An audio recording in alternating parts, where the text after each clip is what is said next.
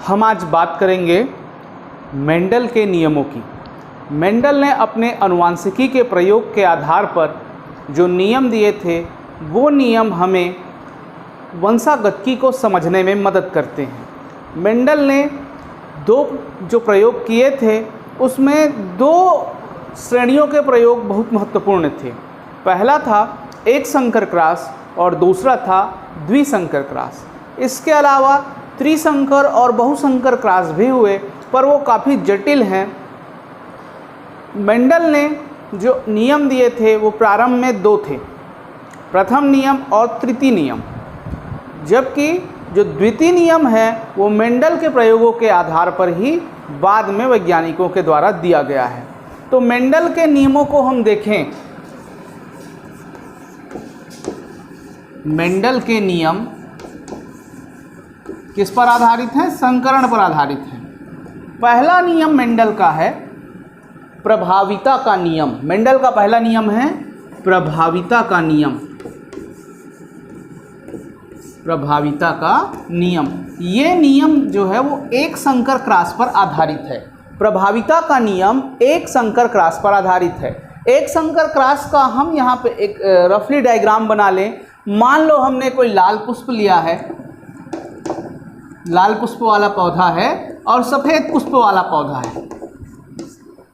कैसा पौधा? एक पौधा जिसका पुष्प क्या है? लाल है और दूसरे का सफ़ेद। हम लाल को प्रभावी मान के उसके लिए कैपिटल आर कारक बनाएंगे तो सफ़ेद के लिए हो जाएगा स्मॉल आर। ठीक है, जब इसके युग्मक बनेंगे तो ये संयुग्मजी दशा है, एक आएगा कैपिटल आर और दूसरा आएगा स्मॉल आर। अब जब इसका हम करा देते हैं संकरण तो ये मिक्स हो जाएंगे। जो F1 पीढ़ी है उसमें ये गैमेट्स होगा और ये होगा पेरेंट्स। ये कैसे दिखाई देंगे? जिन तो हम जनरली देख रहे हैं वो ऐसे ही रहेगा कि दोनों का मिश्रण हो जाएगा, एक हो जाएगा कैपिटल आर और दूसरा हो जाएगा स्मॉल आर। परंतु वो दिखाई कैसे देगा? तो मेंडल ने अपने प्रयोग के आधार पर बताया कि यदि लाल और सफ़ेद पुष्प वाले मटर के पौधों के बीच संकरण कराया जाए तो प्रथम पीढ़ी में केवल लाल पुष्प ही दिखाई देगा। कैसा पुष्प दिखाई देगा? लाल पुष्प। मतलब उस सफ़ेद पुष्प का रंग जो है वो दिखाई नहीं देगा, वो दब जाएगा। तो इस प्रकार से मेंडल ने जो प्रयोग किए वो उसमें ये बताया कि प्रथम पीढ़ी में केवल एक ही लक्षण दिखाई देता है, दूसरा लक्षण दिखाई नहीं देता। जो लक्षण दिखाई देता है उसे प्रभावी लक्षण कहते हैं और जो लक्षण दिखाई नहीं देता उसे अप्रभावी लक्षण कहते हैं। यही प्रभाविता का नियम है। तो प्रभाविता का नियम कहाँ तक में है? एक संकर क्रॉस में प्रथम पीढ़ी में ही वो स्पष्ट हो जाता है प्रभाविता का नियम। अब इसकी परिभाषा क्या है? तो प्रभाविता का नियम, जब दो विपर्यायी लक्षणों के बीच संकरण कराया जाता है तो प्रथम पीढ़ी में केवल एक ही लक्षण दिखाई देता है। जो लक्षण दिखाई देता है वो प्रभावी गुण होता है और जो दिखाई नहीं देता वो अप्रभावी गुण होता है। इसे ही प्रभाविता का नियम कहते हैं। ये खत्म हो गया आपका पहला नियम। तो आपसे पूछा जाएगा मेंडल के प्रभाविता को नियम को बताइए, तो आपको इतना ही बताना है कि जब एक ही गुण के दो विपर्यायी लक्षणों के बीच संकरण कराया जाए तो प्रथम पीढ़ी में केवल एक ही लक्षण दिखाई देता है, एक ही गुण दिखाई देता है। जो दिखाई देता है वो प्रभावी और जो दिखाई नहीं देता वो अप्रभावी। इतना सिंपल सरल कॉन्सेप्ट है। आपको यहाँ तक इसको समझाना है चित्र बना के कि प्रथम पीढ़ी में केवल लाल दिखाई दे रहा है, सफ़ेद दिखाई नहीं दे रहा है। अब यहीं से आगे बढ़ते हैं हम। दूसरा आ जाता है मेंडल का दूसरा नियम है वियोजन या विसंयोजन का नियम।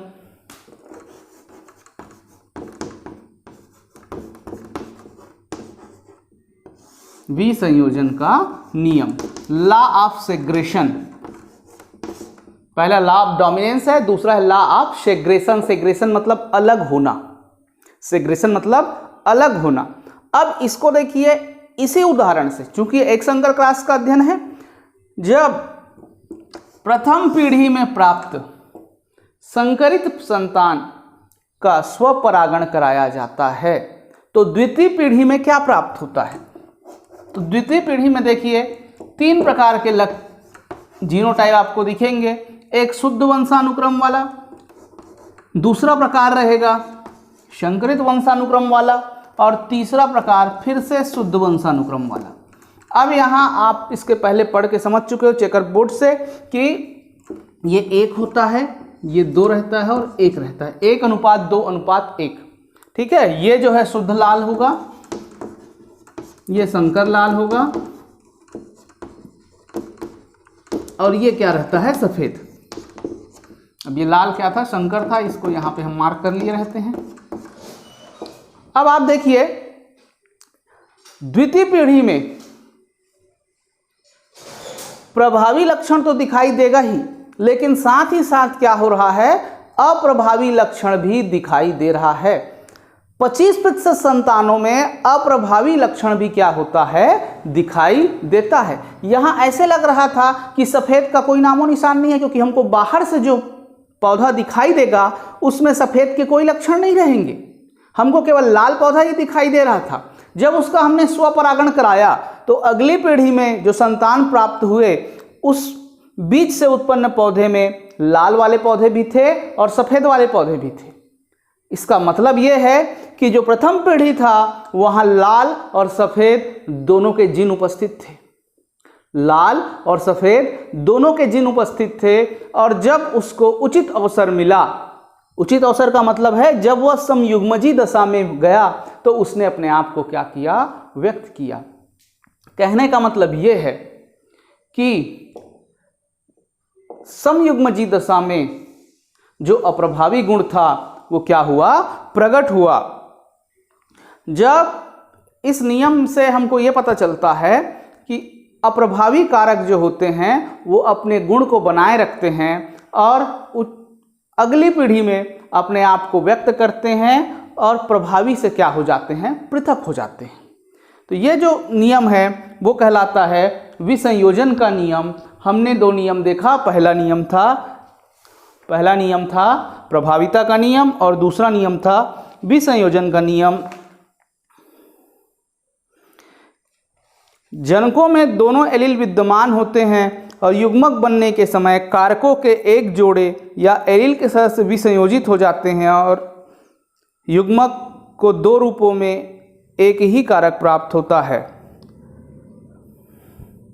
अब इस प्रकार देखिए विसंयोजन से तात्पर्य ये है कि जो कारक होते हैं वो कारक एक दूसरे से पृथक होने के लिए स्वतंत्र होते हैं।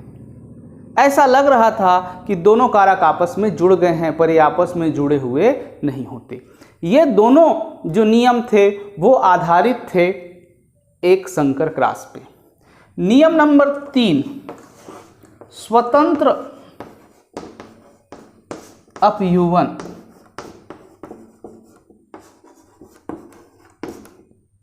का नियम, स्वतंत्र अपयूवन का जो नियम है वो एक संकर क्रॉस पर आधारित ना होकर द्विसंकर क्रॉस पर आधारित है।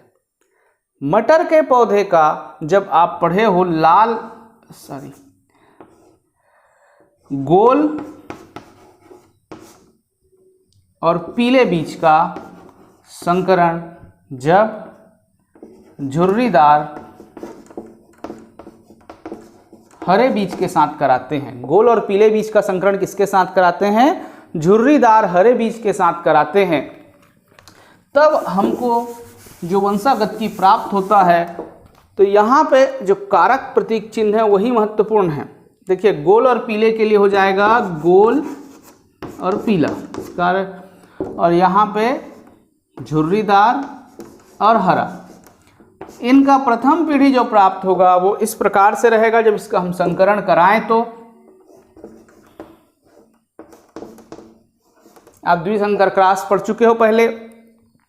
अब यहां पे ये केवल गोल और पीला दिखाई देता है। क्या दिखाई देता है? गोल और पीला।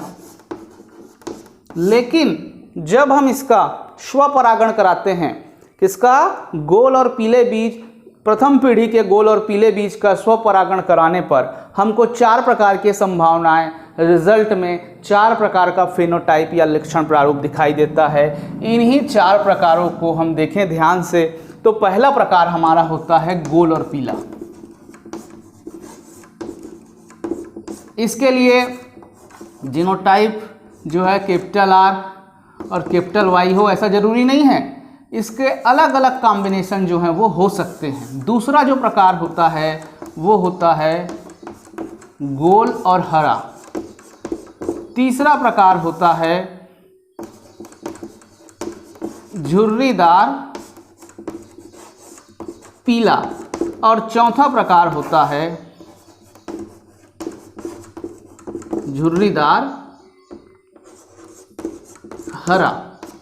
अब आप यहां ध्यान से देखिए, गोल और पीले बीज के कारक कैपिटल वाले हैं और झुर्रीदार हरे बीज के कारक स्मॉल वाले हैं। कारकों के बजाय इनके जोड़े पर हम ध्यान दें। गोल के साथ किसका जोड़ा है? पीला का। गोल के साथ किसका जोड़ा है? पीला का। और झुर्रीदार के साथ किसका जोड़ा है? हरा का। अगली पीढ़ी में गए तो आपको दिखाई देगा कि गोल और पीले बीज साथ साथ चल रहे हैं। फिर जब हम सेकंड पीढ़ी में जाते हैं, इसका स्वपरागण कराते हैं, तो गोल पीला तो मिलता है, ये 9 अधिकांश यही होते हैं, पर उसके साथ गोल के साथ आपको हरा भी दिखाई देता है। गोल के साथ क्या दिखाई दे रहा है? हरा। मतलब एक गुण जो है वह दूसरे गुण के साथ जुड़ा हुआ नहीं है, वह उसके अन्य रूप को भी ग्रहण कर सकता है। तो गोल ने पीले के बजाय किसके साथ जोड़ी बना लिया? हरे के साथ। अब देखिए, झुर्रीदार के साथ क्या था? हरा था। झुर्रीदार के साथ क्या था? हरा था। तो झुर्रीदार और हरा तो हमको मिलता है, परंतु साथ ही साथ हमको झुर्रीदार के साथ क्या मिल रहा है? पीला मिल रहा है। ये भी 3 अनुपात में मिलता है और ये 1 होता है। आप जो 16 के लिए शतरंज पट, चेकर बोर्ड या पुन्नेट वर्ग बनाते हो, उसमें आपको यही रिजल्ट प्राप्त होता है। इस रिजल्ट से क्या कंक्लूजन निकलता है? इस रिजल्ट से जो कंक्लूजन निकलता है वही नियम नंबर 3 है। क्या?